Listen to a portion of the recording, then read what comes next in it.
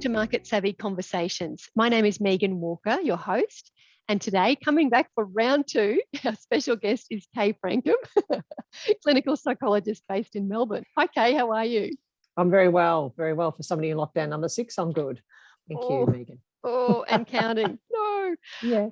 Kay and I had a fantastic conversation recently all about waiting list risks, which once we started getting into that conversation, I certainly realised a lot more than I didn't know. Things like who's on your list, current and optimal caseload, what you can and actually can't handle. So if you haven't seen that episode yet, I do really recommend that you check it out. Kay has got some very fantastic suggestions about, how to sort of have a more hygienic list and manage that process and thinking about your duty of care. Kay, did you want to add anything to that before we talk about our follow-on piece? Not really. I guess I would, except to say that I would say that waiting list management is like the canary in the coal mine.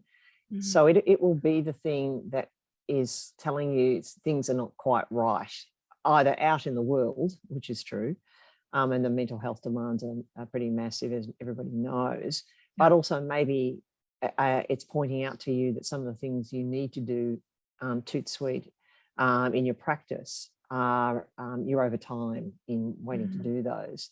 And so to that extent, I'd say, it looks a bit like let's all argue over how to manage wait lists while, Rome burns, really. So we've got to, I think, get our heads screwed on about the fact that the wait list management is just a symptom, really, of other things.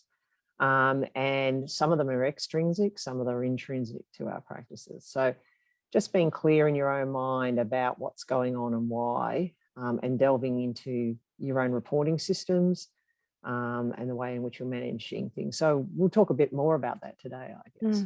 Absolutely. In that conversation, it came up quite a lot about the importance of having a really good reception or frontline response to inquiries and to bookings. And so we thought today we would focus on how to increase your customer service and your client intake process and some of those policies. And Kay is approaching this from a position of expertise, having been in the field directly as a business owner. Kay, do you want to just touch to that quickly for people who haven't met you yet? Yes. Well, I've had two or three practices over my lifetime as a psychologist, which is nearly 35 years worth. But the most recent was here in metropolitan Melbourne, nearly 20 years in Williamstown, where I had a practice of 16 clinicians that I sold that practice, not sold them, but sold practice in 2018. And I've written a book about how to set up a private practice back in 2016 with a couple of other authors.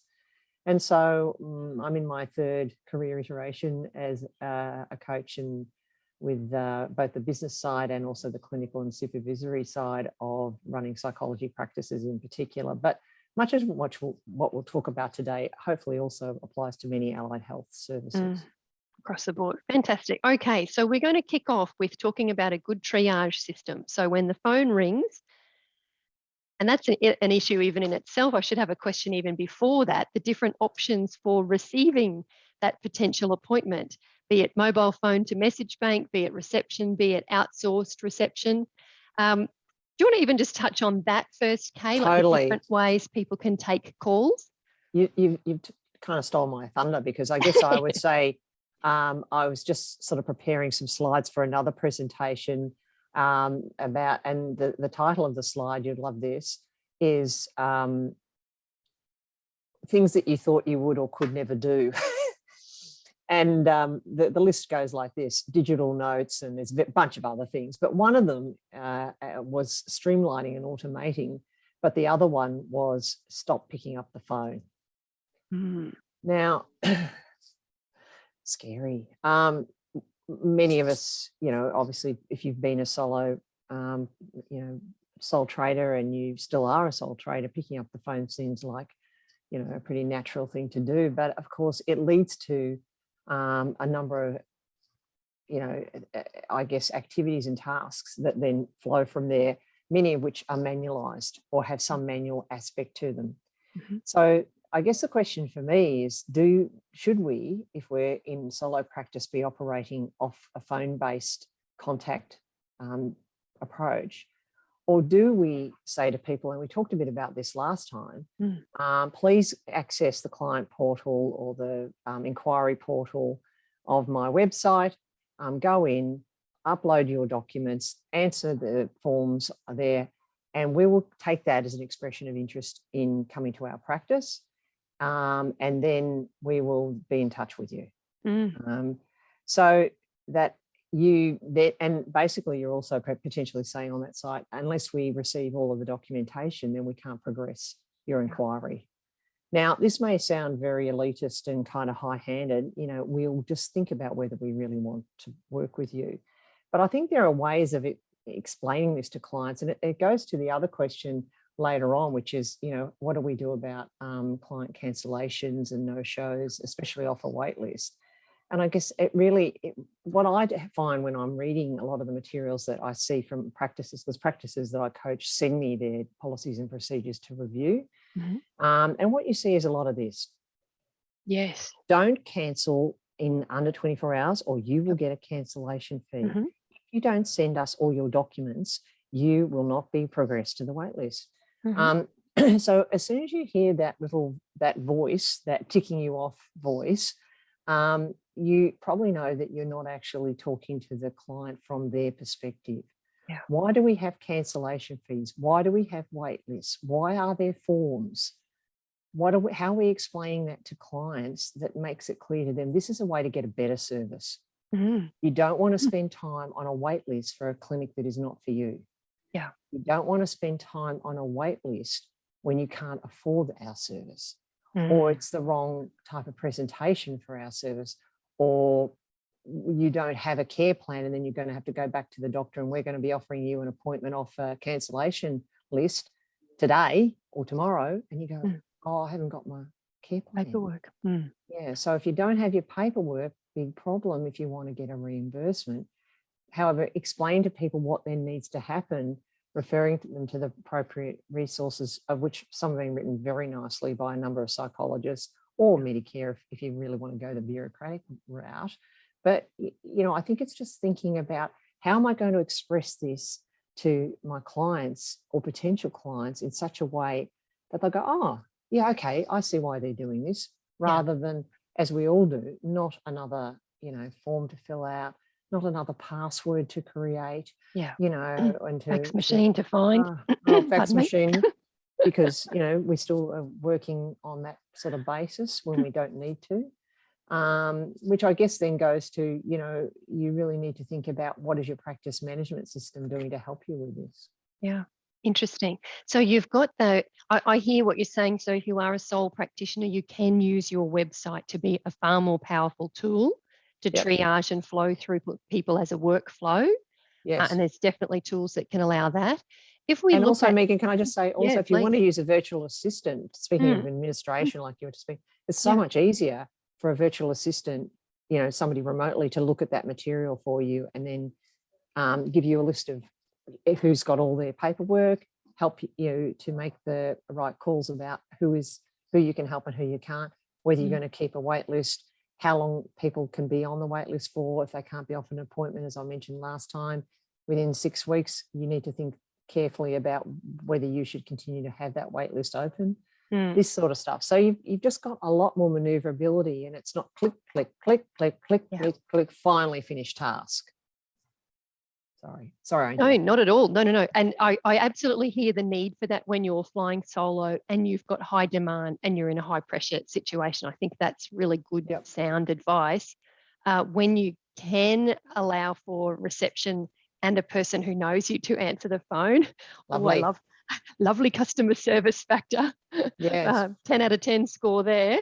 Not always possible, I appreciate, but we're going to talk a little bit more about that model. So if you've got someone answering your phone, what's some of the good triage systems that you can set up in place so that person answering the phone, whether they are a virtual assistant or they are your own reception, can help get that information out of people without breaching any privacy and can support that person to get an appointment?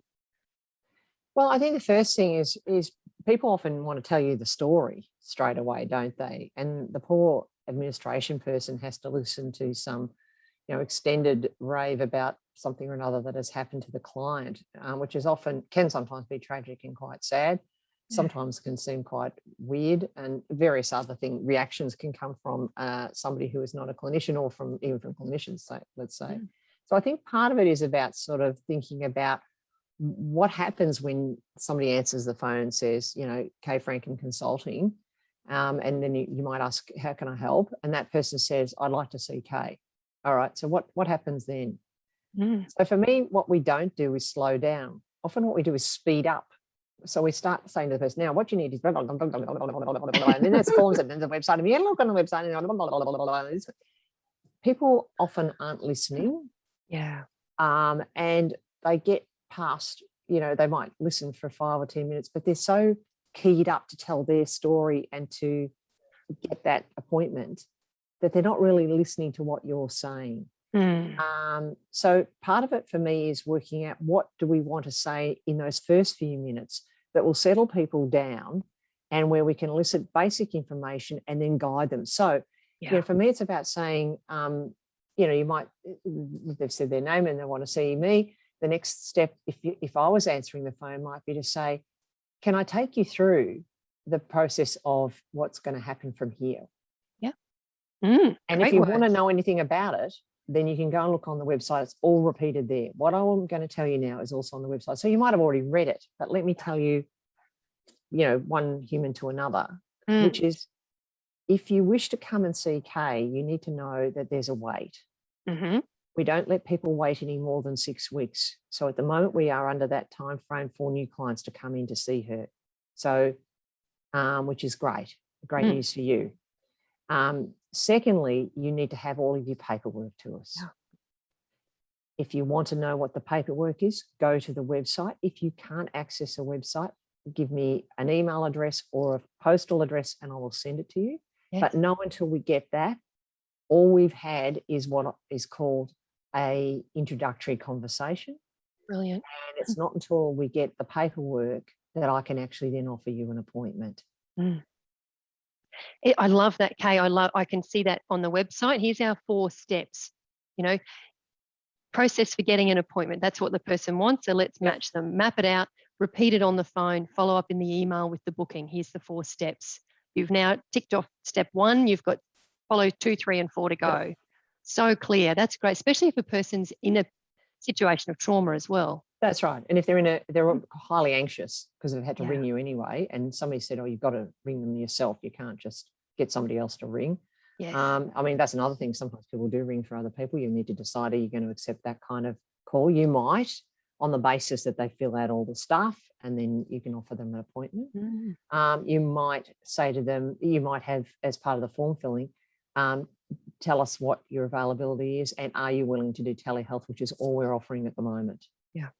If you're waiting for something else, then I will not be taking you onto our wait list. It's not fair to you, because I can't tell when our lovely Premier and other people are going to tell us that we can do that.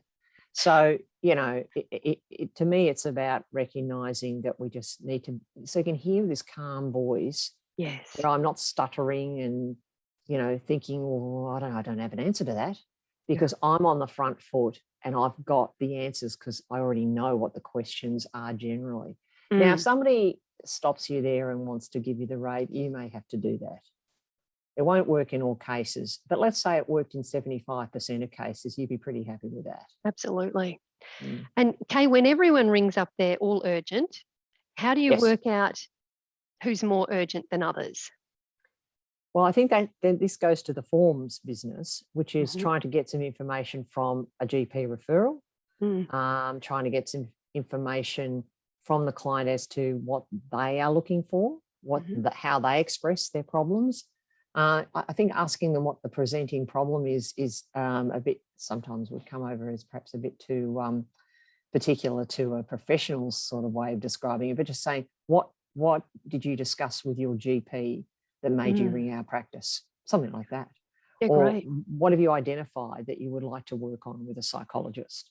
Because what we know is that when people haven't had psychological treatment before, they have very little idea of really what it looks like. Yes, and the language to use. That's right. And they're expecting it to be the same kind of experience as going to a cardiologist. This is what I often say, where the cardiologist says, I'm the specialist, I know everything, I've got all your tests here, I'm going to tell you what to do, you're going to go away and do it, you're going to wear a halter for 24 hours, you're going to go and have an ECG, you're going to go and have a look at your heart and whether it's got any plaque, in the arteries. We've got a bunch of tests, and then you're going to come back and I'm going to tell you what's going to happen next.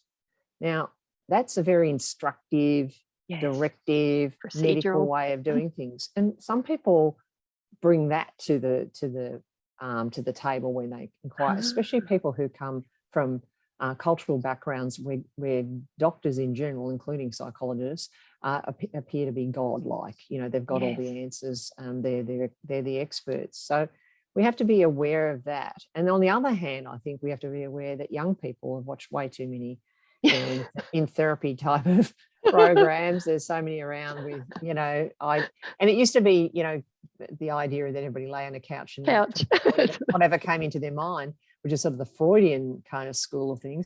But now it's that we've seen so many TV shows and movies and so on with various actors playing to better or worse extent therapists. So we have to try and define in plain English, no more than year 7 level, what we're on about.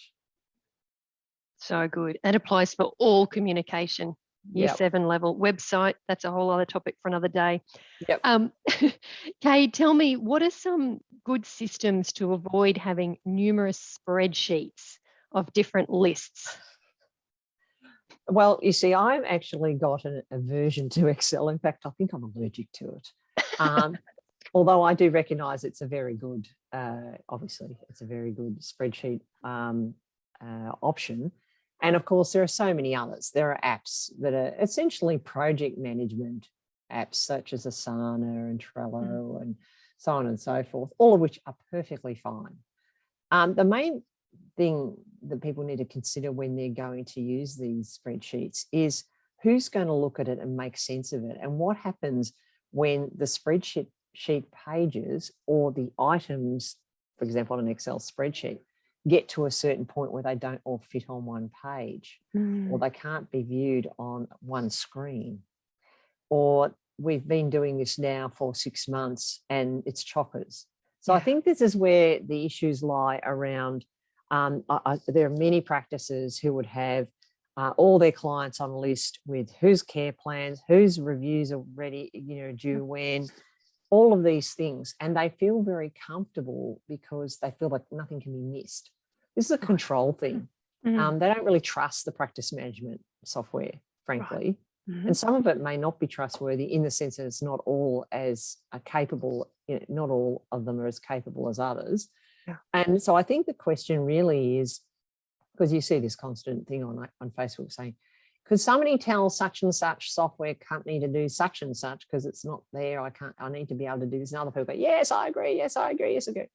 And it's like, do you think they've got nothing else to do but to think about what you need? I'm sure they're aware of it, and it's probably in the works, but they all have their own processes. So I think this is the question for people is, choosing your software system is really important in terms of thinking about this issue of tracking, of making sure that when you've got multiple practitioners, particularly, that the flags come up at the time. And maybe you want a manual system, which essentially was what a spreadsheet is, even though it's electronic. But I would say to you, you want to be not using that any more than you really have to. You want to have a software package that controls waitlist, controls, and where it pops up, when there's a cancellation pops up, so-and-so wants that, would take that time because you've registered them. Most of them, I would say, most of the practice management softwares do have this basic facility. It's just people aren't using it. Absolutely. I've found that many times when a client, we've got a marketing thing, if we want to have this workflow. And I said, look, I'll just ring them and find out. And you get a lovely tech helps you. Oh, yes, we've got a free webinar on that, or, go onto YouTube and someone's done a video on it. And it's just taking that next step of either asking or looking or finding or logging a job. Most of the top ones have what people need, I've found, but it's just been, I'm too busy, understandably. I don't have the headspace. And how will we implement that change? Well, and I think it's, it's the old adage of, I didn't go into psychology to be, an IT person. And I didn't go into psychology to be a business person. And I guess I say, well, guess what? In private practice, IT and business are basically they're the foundational things that you need to have in place. And if you don't like doing that stuff, then go find somebody who does and pay them. Absolutely. Because those kind of people will be worth their weight in gold. But of course, psychologists are notoriously tight. I say this because I know them so well, and they're my people. But I think they've been used to being, running things on a smell of an oily rag a bit, and doing a lot of things for themselves, and not really thinking kind of strategically, like, if I pay this person X amount of dollars and I train them up to do it the way I like them to do it, and it's going to be one person, doing my work, or whether it's in the office or wherever, then, that may well be a much better outcome than you having to spend time learning the ropes if it's not your cup of tea. Absolutely. Oh gosh, you'd need to be an 8-headed monster if you did it all yourself, wouldn't you? Yeah. You've got to outsource, stick to your knitting, and find the team. Find the team, have a team behind you, because practice management systems are not just the software or the apps, it's actually the people who run them, both run the systems and run your system, and the integration of your system and the digital health system that they provide. Yeah, absolutely. Never hurts to send a few bottles of wine to the tech guy in the practice management. I'll remember you for sure. Now, this is one, Kay, have you got some good policies around the gnarly topic of client cancellations and no-shows? What is fair? Look, this is a values question, dare I say, because I think there are people who feel their time is valuable, and people book in for it, and if they don't show, then they need to pay a cancellation fee. And I understand that. And in this day and age, having if your optimal amount of people to see per day is 6, and you lose 1 or 2 of those every second day, that's quite a lot of cash out the door, or not coming in the door, put it that way. And also it can really leave you in a bit of a mess in terms of trying to manage that wait list and trying to fill those spots and so on. But the difficulty with cancellation fees is it's sort of a blunt instrument to get clients to comply. So first of all is this thing I'm talking about of how do you explain to people why there is a cancellation fee. And often I've read stuff that says things like, our therapists are very busy. I even read one that said, if they're not fully booked on a day, and if they are fully booked on a day and you cancel, then that is one service that they will not get paid for. Yes, I've seen those too. Ouch. Really? It wasn't about them. This will not that would persuade me to go run the other way. And not so much not to pay the cancellation fee, but to think, is that what you value? So this is my point. So one of the things I think is being clear about the idea, like one of the things I will often say to people is, you need to show and demonstrate subsequently that if people come in, you have a sense of urgency to help them as quickly and effectively as you can.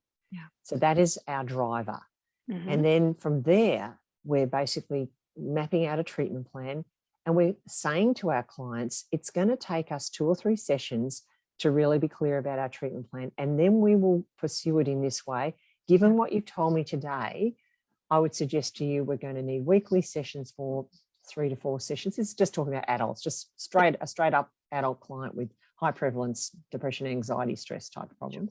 It's going to take us 3 sessions, individual sessions, weekly apart for preference. And then we possibly will go to a fortnightly routine and then review that at about session 5.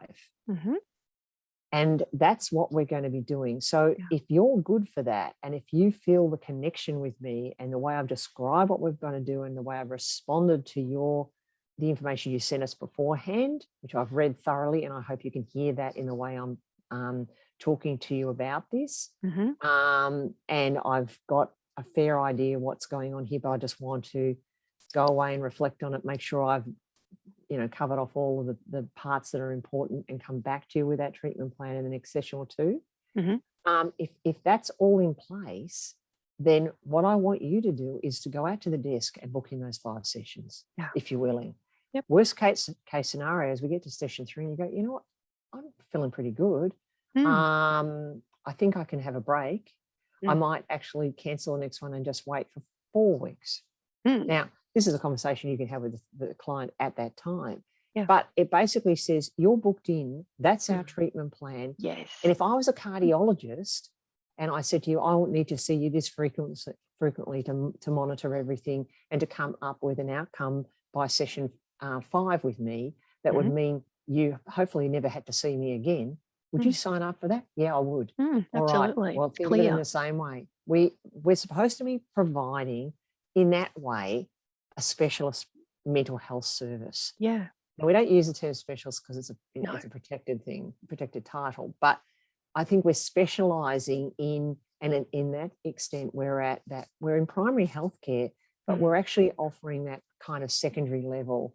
It's a bit confusing, I know, but I think I'm saying to people, think about the idea that we need to create that motivation, get people booked in and make it clear to them if they prosecute this process of the treatment plan in a frequency you've told them, they will get the result they're looking for. Now people go, that's promising something that I'm not sure I can deliver. I guess I say, well, I think one of the things we have to back our own capacity.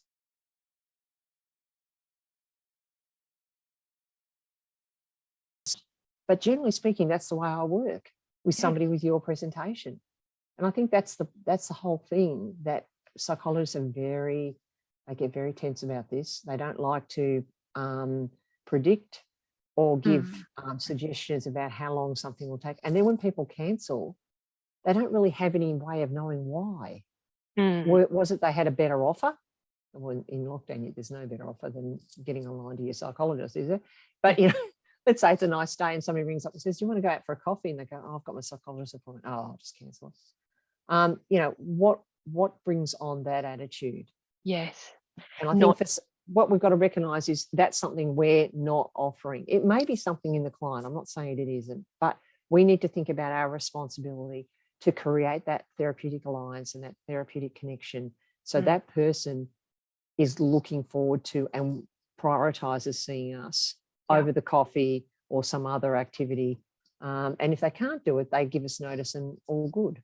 Yes. I love the respect that creates. So because you've come at it from a values perspective, not an operational need, it does increase that, or I'm respecting the help that this person is giving me. So then I'm going to increase the respect of the arrangement and vice versa, without any of the guilt of, if you cancel this at the last minute, someone else will miss out on their vital health service. We don't need that guilt either, do we? This is the plan. Give us 24 hours notice if you need to change it. And if someone's sick on the day, which, oh gosh, is going to happen, you don't want them to come in and be sitting across from you. Yep. Oh, my child's got measles. I'm at home. I can't come to my appointment. No thanks. Well, telehealth, reschedule. Yes. And we're not going to charge you for that, surely. Well, and I guess it is about saying at any one point in time, you can waive these things. I think in a group practice, you can ask the psychologist whether they want to waive it if it's a contracted situation. Often psychologists want to pass it off to admin, which then leads to this, this sort of more, what do you call it, perhaps a more bureaucratic or more administrative response, which is, other people are being deprived of this position. And I think sometimes administrators can take on the anxiety of a practice director or the practitioner, and knowing that, that means that person won't have 6 sessions, they only have 5 or 4 or whatever it is. And then they kind of are punitive towards the cancelling client who then doesn't come back at all. because they feel like, well, it's not fair. You know, I've got all these people on a wait list and you just decide on the day not to come. And I understand that, but it's, again, for us as leaders of our own practices to help that administrator to realize you may feel those things, but you need to keep them to yourself or talk to me about them. Yeah. What we need to do is express something different that will actually engage people and motivate them. Because if they were people who are naturally motivated, naturally resilient, naturally capable, or were in a circumstance where they're capable of looking after themselves, then they wouldn't be coming to see us. Exactly. Where's the compassion? So let's have the compassion. Let's think about it from their point of view. And then let's be, if you like, the bigger person and think, how am I going to express to them the reason why they need to come here and keep up with appointments at the pace that we tried to set out at the start? And I guess so that's when, you may say, if the client's, unhappy about the cancellation fee. So you may have a policy that says, if you're unhappy, I will hold that back at this point, make you another appointment, and you can discuss it with your psychologist. Because now some practice directors would say, I'd rather administration dealt with it. I don't want the psychologist involved. They'll only go soft on it, which is true. And it's the same reason I had this conversation the other day with someone who said, I think what we need are clinicians doing intake. I said, well, that would mean that whoever was on intake got all the clients, because they build this marvelous therapeutic alliance with people, and then they'd be full and that'd be it. That's not actually the skill set.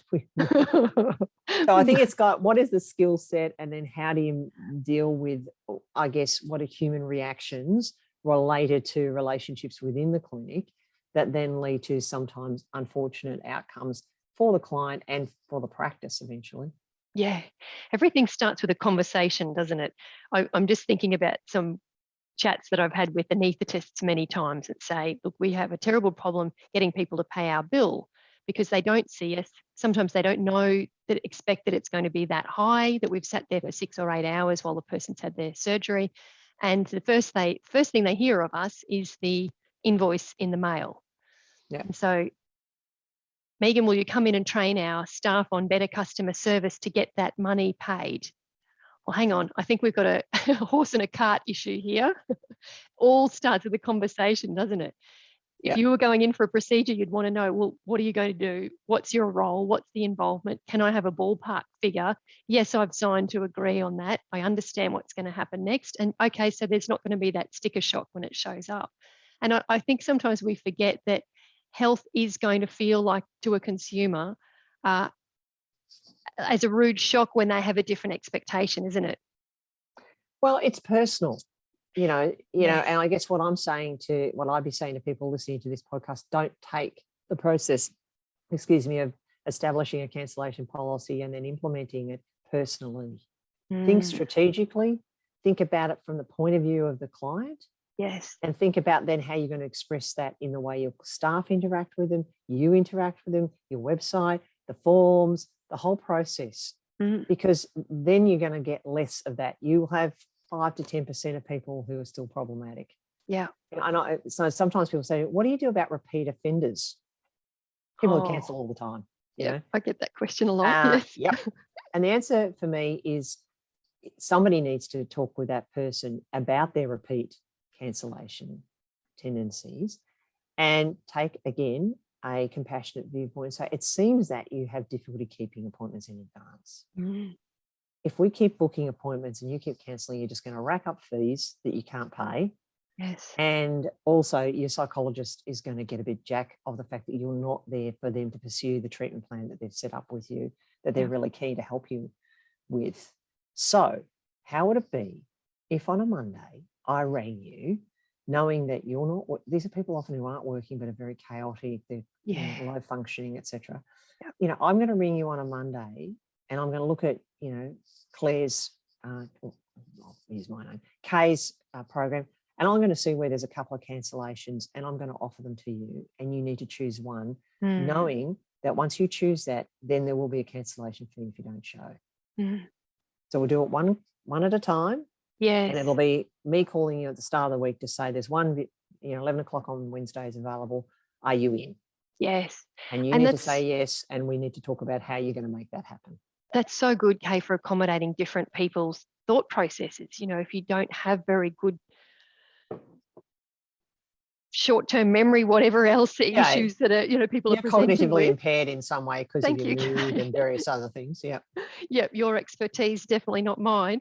Then why are we treating everyone the same way with Yeah. appointments that are set so far in advance when some people don't have diaries and don't keep information that way? Yeah. I started doing that probably about 2 years into running a decent sized group practice, and it did me well right through to the end of doing that. So, Yeah. and we had very little out of that went wrong, except for reasons you couldn't necessarily have known. So again, that 5 to 10% that will just always be difficult to manage, and unfortunately, admin will probably spend more of the time on them than the whole 80 or 90% of the rest of them client group. The business that we're in, hey. And Kay, wrapping up our conversation, of which again we could talk for 3 days on, and I love talking to you. Tell us about support for front office people. Yes. So a couple of things I would say that are really important about your front office people is, first of all, I think we often attract people to those roles who like the time frame that we're offering. So there's many practices that offer a 9 till 3 type of job as their stalwart, if you like, of reception, and then they might have students or provisional psychologists, registrars, whoever, who are being paid as an administrator to do the after hours stuff. Now, there's nothing wrong with that system. That said, if you can recruit somebody for whom this may become their idea of a career, that is gold. Yeah. And I think part of it is, if you're going to go looking for somebody like that because you see yourself working in your clinic for at least the next 5 to 10 years, and that's about as far ahead as you need to think really in this stuff. Absolutely. But you don't have, I guess I'd say, don't just think about next week and the week after. Think about that 2 to 5 year period, possibly longer. If you're 40 and you're going to do this and have somebody working for you, then you need to think about offering them the opportunity to do a practice management diploma. You need to think about offering them opportunities to do some of the online trainings that are around these days for administrators, such as some of those that you offer, and there are others around as well. And really giving them input that you can then talk with them about, what did you learn out of that? What did you find useful? Because they're doing training and stuff we never did training in. So they're, especially these practice manager courses, a lot of them will have people doing practice management in allied health, but also obviously in GP practices and the like. What can they bring to the practice from their studies? Why not give them study leave, to do that? You might say, well, I'm prepared. If you sign up, I'm prepared to pay part of the tuition fee, and I'm also prepared to give you some study leave, which we can discuss. Amazing. So I think it's really thinking about that, and thinking to yourself, how do I actually put that money into that so that it actually flourishes? And that person will be, usually, if you've done the right, I guess, selection process, that goes, we can talk about HR some other time, you can actually get the right person on your team, leading your team, then that person will be hopefully loyal to you. And loyalty and trust, and having somebody who has your back, you can't pay for that. You have to cultivate it and create it. And this is a values, I guess, a values discussion as well. And I've had to get rid of a few people, don't worry, out of administration. I've made some bad choices, and they made some bad choices coming to work for me, possibly. But it's not always easy. But once you find that person, then you need to think carefully about what can you spend on supporting them and building their career. Fantastic advice. I love that. And this notion of, I'm getting whoever I can to fit that time, the person who will accept the rate that I'm offering. I'm often a bit shocked at the expectation of what people pay practice managers. I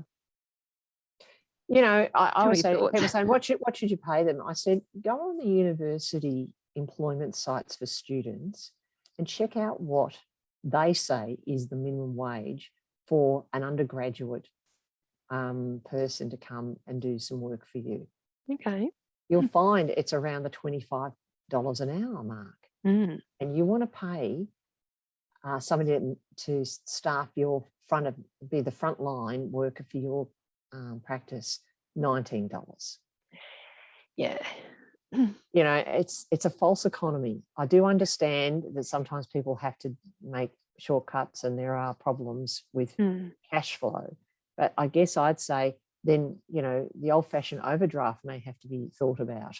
Yeah. You may have to have a budget that says I'm going to extend what I'm doing and need to take some money out of a mortgage or on an overdraft in order to do so. And then I guess in a discussion with your accountant, work out how am I going to recoup that by having that person doing that work in a much more effective way that doesn't require me to be there running along behind them, fixing up things they've stuffed up. Exactly.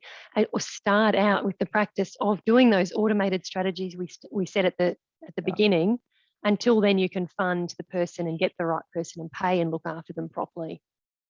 I've got a young mental health accredited social worker I've been working with who I have a lot of time and regard for, young, early career, like probably 5-6 years out. She spent an inordinate amount of money and time building an effective administrative team, building her practice. Her ultimate goal is not to work as much as she is to do a lot of the things many of us want for ourselves, which is hopefully get somebody else to make the money and for us not to have to work on the tools quite as much as we do. But she knows that's quite a few years off. Yeah. And she's in the right place in her life to be able to do that. So if you're not in the right place in your life, then you need to think about how to modify.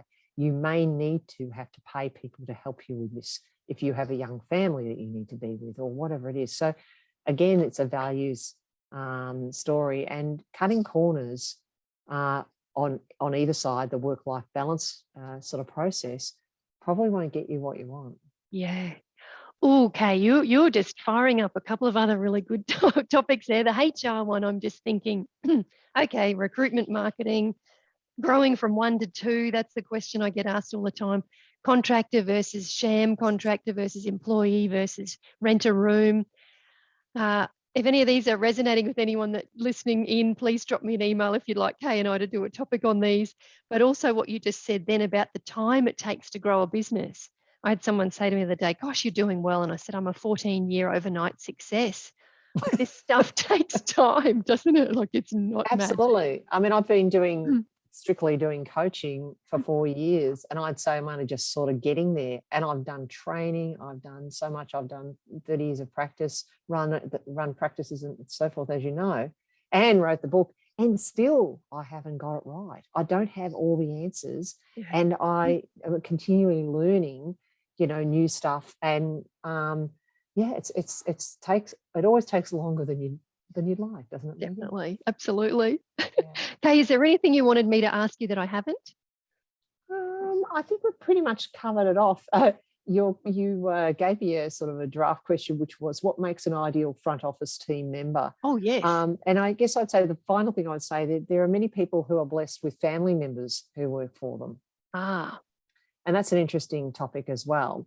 So whether it's children, adult children, or a partner. And that might be one for another time. But I think, like most things, it has its pros and cons. But if it's done well, it can be the making of things.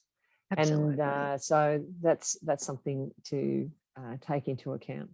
There are some amazing family teams out there. And then there are some others where it's just better off kept separate, isn't it? Yes, yeah, that's right. And I was very lucky at a point in time where I was really getting into this coaching stuff, and I really want to get the standards of my practice schmick. I had my daughter, who at the time was training to be a lawyer, come in and work for me for sort of like a gap year that she had. If I hadn't had her detailed mind, which was as annoying as hell, I have to say, now, mum, she always started with, now, mum, you know, but really that was very helpful. But I think it's an interesting question, just how you deal with that, because I think people often do have family members, especially doing after hours stints on reception and so forth, So that may be a topic for a special group who are doing that and would like to have a bit of group therapy on it. Support group for family members. Exactly. Oh dear. Oh, Hey, dear. thank you so much as always. Welcome. So good to talk to you, and we will be talking again soon. We will. Thank you. See you.